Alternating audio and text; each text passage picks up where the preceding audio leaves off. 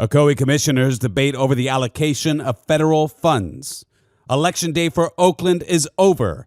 The people have spoken. And for the last 46 years in Winter Garden, we have had our barber. The date is March 10th, 2022. We're going to go through these stories and more. Welcome to West Orange on the Go. My name is Austin Arthur, and this is where we do local news and comment. And when I say local news, I mean hyper-local. West Orange. This is your news. We begin in 10 seconds. You're listening to West Orange on the Go. Brought to you by the West Orange Times and Observer. Hosted by Austin Arthur. West Orange on the Go. What started as a routine approval of money allocation from the American Rescue Plan Act turned into a spirited debate for the Ocoee City Commission at its March 1st meeting. Assistant City Manager Craig Shadrick appeared before the commission to present the list of projects that would be funded with the $24 million the city received from the federal government's $1.9 billion stimulus passed in 2021 as part of the, quote, American Rescue Plan Act. The biggest part of the funding would go toward the improvement of the city's water infrastructure. Commissioner Rosemary Wilson said, quote, I'm pleased to see that infrastructure has become a major point of the conversation lately. Some of this is 20-year-old equipment that we're replacing.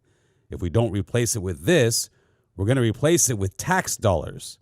And you know what that means. Increasing the millage rate, end quote. However, Commissioner George Oliver, he saw it differently. Although he acknowledged the importance of the project, he wanted some more discussion on how the millions were being allocated. Oliver and City Manager Robert Frank had a brief exchange over what should be done going forward.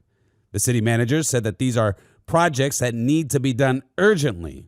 And following the discussion, the commissioners approved the bill by a 4-1 vote, with Oliver dissenting.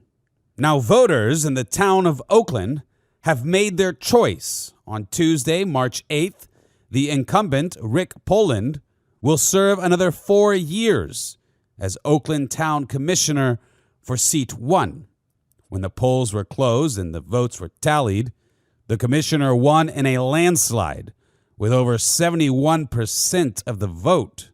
His challenger, newcomer Matt Buenovich, captured 28.69%.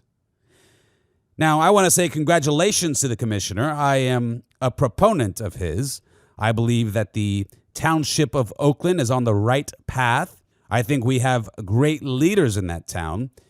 Well, and I say we just keep on trucking. Now, I have an interest in this because Oakland is a pivotal part of West Orange. West Orange is a unified community with different townships and different cities, but we are all one West Orange. So congratulations to the commissioner, and I thank all of the commissioners, including their great mayor, for their hard work. Now this, Windermere-based Victoria's Voice hosted a roundtable discussion entitled Save Our Kids to spread awareness and education regarding the drug epidemic happening within our youth. According to the Centers of Disease Control and Prevention, there was a 28.5% increase in drug overdose deaths in 2021. Now, that's just compared to 2020. This is a real problem, obviously. It's gotten worse the last couple of years, not better. We're losing the battle. Now, I think there's a lot of reasons for this, of course. I think that our youth are confused. I think they have generally lost a sense of purpose. They're being told all kinds of crazy things all the time that simply don't make any sense. And we need to pay attention because in 2022, the problem should be better, not worse. So I think that this is a serious topic that we need to check out. You can do that at orangeobserver.com. You can also visit our Facebook page, and of course, the big red boxes are all around town. That's when you find one of those and you grab the paper and you read it. It's totally free. This is a service to the community that is offered for free. A great newspaper that you don't have to pay for. And now in our education news, I would be remiss not to point out a controversial subject which is highlighted in this week's paper. It is House Bill 1557. Now, you have certainly heard about this, probably by the nickname it has been given. But our editor and publisher here at the West Orange Times and Observer, the wise and astute Michael Ng, a great man, well, he has a piece where, he really just highlights a recent incident that took place with our governor here, and then he lays out the full text of this bill, without any edits, for the folks to read it. It's only about 1,300 words, so if you've been following this subject, if you've been interested in it, you can check this week's paper for the whole bill. It's pretty short, and you can check it out if you're interested in that. And by the way, did you know that the state's official dessert is now strawberry shortcake? That's right, strawberry shortcake. Mr. Ng gave me that information. I was not aware. But I am glad to hear that the vastly superior key lime pie is still the official state pie. So, we got some good choices in Florida for sweets. Okay. Let me give you a sports highlight, a hyperlocal sports highlight. Dr. Phillips and West Orange faced off on the baseball diamond for the first time this season, with DP emerging victorious. The Panthers scored a run in the fourth inning and only allowed 4 hits to the Warriors. Dr. Phillips now gets set to take on the undefeated First Academy March 12th at TFA. And all of these great hyperlocal sports, all the information, all the updates, all the scores, well, they're in the paper. Let's go on. Before I get into the final page here, which will be soon, let me tell you about Foundation Academy. They're a sponsor of this program. They're a great school, and, well, we have something really special coming up in April. I want you to know about it. I'm going to be sitting down with the president of Foundation Academy on a special edition podcast, and that's Dave Buckles. You're going to want to hear this special edition with me and the FA president, Mr. Buckles. We're going to dive through the history of FA, its relation to the historical church and downtown Winter Garden. And, of course, we're going to talk about Mr. Buckles himself, who he is, his family, his background. I want you to keep an eye out for this great special edition because it's going to be a real interesting one. We're going to take it slow. We're going to walk through it. So if you care about your community, if you're interested in private education in West Orange, well, this is a great podcast for you. It's going to come sometime in April. We'll see. But in the meantime, what you could do is visit foundationacademy.net. That's foundationacademy.net to learn all about this great school where character matters. I'm going to go through an article by the great Amy Quessenberry. That's right. Once again, she knocks it out of the park with a great article on somebody very special in our community.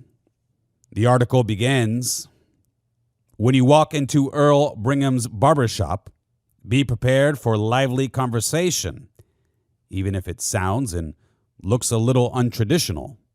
Earl Brigham is deaf. He lost his hearing when he was 2 years old. So communication in his downtown Winter Garden shop is a combination of written notes, charades, hand gestures, facial expressions, and, of course, American Sign Language. Earl has been a barber in downtown Winter Garden for 46 years, 17 of them in his Edgewater Hotel storefront. His clientele includes generation of men and boys who come into the barber shop for a cut and conversation. Every haircut comes with one tradition, and all of his customers know when he takes off the paper collar, he will wad it up and toss it toward the small basketball hoop attached to the wall near a framed photo of John Wayne. Now, it's ironic that this friendly man knows so many people and names in the community. He didn't know his own name until he was 9 years old. As mentioned, he lost his hearing when he was 2. The piece goes on to describe the story of his family and their journey to get him help. They found their way to Florida after hearing about the Florida School for the Deaf and Blind in St. Augustine. So at 9 years old, when he came to the school, this was his first interaction with other deaf people. And this is the first time he ever saw ASL being used. And, well, he explained that it scared him. He relays, quote, "First, when I went, it was very hard. I felt very alone and felt very scared. I didn't know why their hands were moving. After a few months passed, I learned sign language and got used to it," end quote. He quickly caught up to his classmates academically and got involved in football, basketball, and track. Following his graduation, he took a job at Pine Hills Barbershop, and he stayed there for 10 years. But in 1976, now that's the bicentennial of this country's birth, by the way. Well, in 1976, it was time for Earl to move on. A customer of his suggested that he open a barber shop in downtown Winter Garden. He eventually found the perfect home in the Edgewater Hotel. Now, in the 1920s, the hotel had a barber shop, and it was in that exact spot that Earl would make the space his own. And on a personal note here, my wife cuts my hair. A long time ago we decided it's a great way to save money, and I've always been so picky about my hair, and I like to get it done every week. So we figured, hey, cut my hair. So she's the most able person I have ever met, far greater than I. And basically anything she tries to do, well, she can do it. So she learned how to cut my hair, and she does a great job. But sometimes, maybe sometimes we're too busy. Like this week, she was under the weather, not feeling too good. So needed a haircut badly. I mean, this thing was wild. My hair was just all over the place. And so the backup plan, of course, got to go see Mr. Brigham. So went over there just yesterday, actually. I went over to Mr. Brigham's, and I was there at 9 a.m. Actually, I was there a little earlier, waiting, get the early bird spot. It's a wonderful feeling going in there. You walk in and you feel like you're at an old barber shop, like you're back in time. It really looks like like it probably did back in the 1920s, and it's just comfortable, and he's just such a friendly person. He's just so warm and smiling and goofing around with you. It's just a really enjoyable experience. He is very enjoyable. Just a great guy. But, the piece carries on, and I want to continue on a little bit because it's neat to know a little bit about the history that he shares. So continuing on with the piece, just a little bit of it here. He has had his share of tragedy, including the death of his first wife, Patsy. This was after the birth of their 4th child, but he would later find love again with his current wife, Robin. Now, Robin had learned ASL years earlier when a family with a deaf son named Eric came to her church. She says that one verse in Proverbs bothered her, though. Quote, "A wise man will hear and will increase in learning," end quote. Now, about the verse, she said, "God just used that to show me I needed to learn ASL for Eric, never thinking I would meet Earl and it would become my life." Several of their children became sign language interpreters, and Earl leads the deaf ministry at their church. That's West Orlando Baptist Church. He also has been to 28 countries ministering to deaf people. now 76 years old, Earl knows retirement is imminent. But according to his wife, Robin, he loves working. He loves his barber shop. He loves the people with whom he is connected. He loves his ministry, and he loves serving God. Mr. Brigham's customers turned friends can rest easy for now, knowing that the red and white barber pole will remain affixed to the front of the hotel, and the open sign will stay up. This has been Austin Arthur with the West Orange Times and Observer. And until next week, have a happy and blessed weekend. West Orange on the Go is brought to you by the West Orange Times and Observer. Hosted by Austin Arthur. West Orange on the Go.